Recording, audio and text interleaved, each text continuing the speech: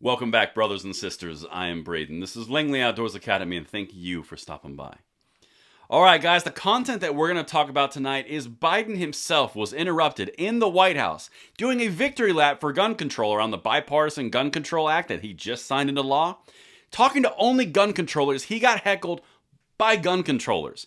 Now, there's a lot more to break down here. You got Biden himself. You got the individual who actually heckled him and spoke up during his speech and interrupted him. There's lots going on here. I cannot wait to share everything with you because, quite honestly, Biden is caught between a gun control advocate and a hard place on this one, and I cannot wait to share with you why. Everything's linked in the description box below. I cannot wait to hear thoughts on this one. And if you think we earned that subscription, you happen to be new, we are trying to get as many people in the fold as possible to bolster our ranks so we can get more information out more quickly, and we'd love to have you along, and thank you in advance for your consideration. But now I'm going to say a quick word from our sponsor, SDI, and then I'm going to show you everything, how Biden was heckled, who was doing the heckling, the background on that individual, and then I'm going to show you where Biden went from there, and I cannot wait to show you. Now, today's sponsor, as I said, is SDI, and I know a lot of you out there like to repair and upgrade your own guns. If you're looking for a way to take your hobby to the next level, Sonoran Desert Institute can help. The online programs at SDI cover armorer courses, gunsmithing, ballistics, woodworking and finishes, shooting sports management, and more. Plus, tools and materials are shipped to your door for hands-on practice. It has never been a better time to get a hands-on education you can actually use on the job. So what are you waiting for? There's a link in the description box below. Check them out, find out if it works for you, and thank you so much to SDI for making this video possible. Now, check out what happened to Biden today, and then I'm going to fill in the blanks here and show you all the background stuff that hasn't been covered yet. Check this out. Today's many things is proof that despite the naysayers, we can make meaningful progress on dealing with gun violence. Because make no mistake, sit down, you'll hear what I have to say. If you think you... I'm trying to tell you this for years. Let me finish my comment. Let him talk. No one... Okay? All right, so as I said, he was in the middle of his victory lap. He was living life. He was talking to a friendly audience, a gun control audience, and he got heckled by an individual. Now, the person that spoke up is interesting, and it kind of tweaked my memory because it sounded familiar. This is a father of one of the Parkland victims. Now, flat out, I'm just going to say as honestly as I can, I don't have to agree with the man's politics or his policy decisions, I'm talking about the individual father, to understand this man's clearly in pain. Those two things can be separate. I'm sorry that he's in pain, and I feel for him. I don't want that on anybody.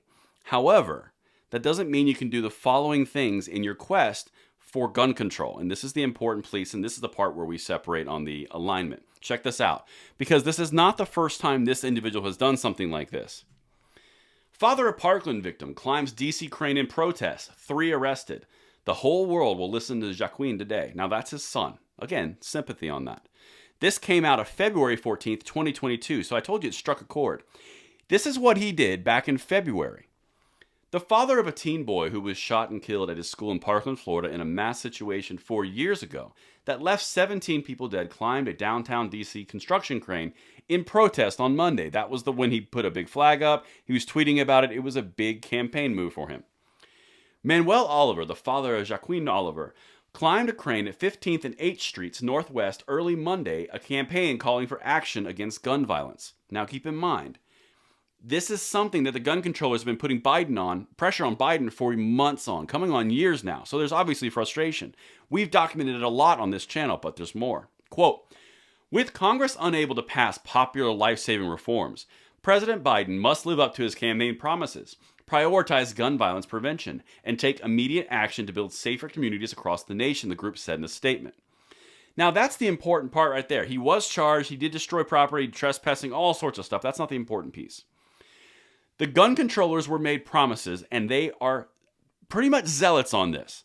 So what Biden has done is he's gotten into office and he realized that he doesn't have the congressional support to do gun control across the board. The best that he could get was when Republicans met him and they did it on their own. Cornyn and Lindsey Graham and Mitch McConnell.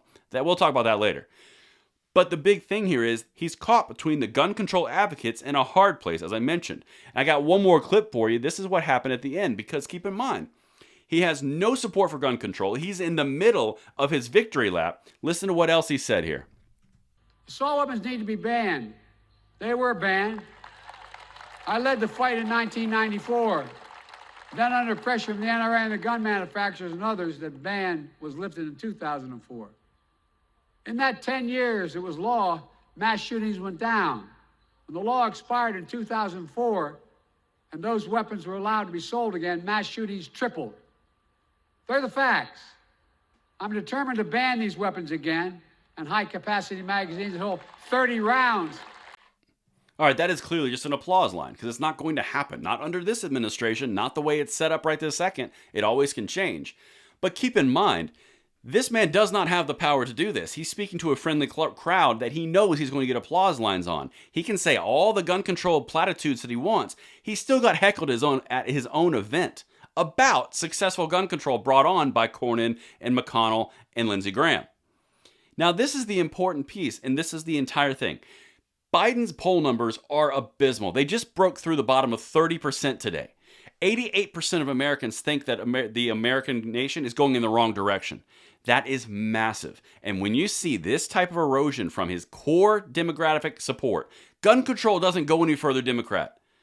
But they're even heckling him. They're even giving him trouble. This is going in a direction for November, which can really work in our favor. And that's what I wanted to bring to you. And that's what I gleaned from this. Thank you so much for watching. Let me know what you guys think in the comments field below, and I will see you tomorrow morning on the Bullet Points. I'm Braden. See you later.